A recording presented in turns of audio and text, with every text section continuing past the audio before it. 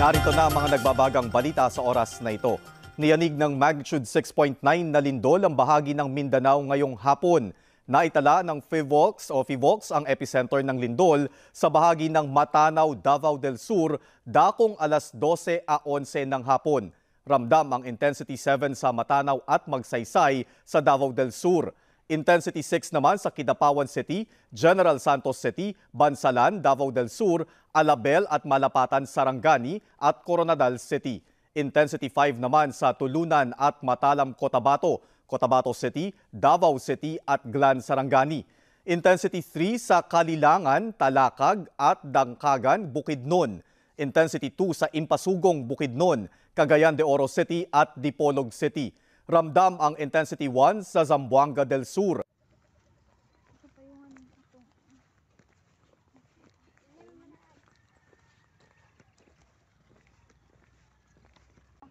Did you hear about the news this morning? There are some places in Mindanao that affected of earthquake. I don't care that it still is far from us.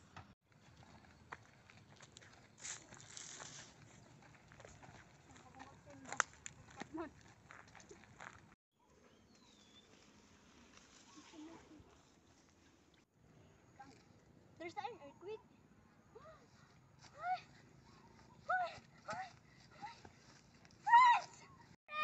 Help me! Help! 911! We need help! My friend fell on the slope because of the earthquake!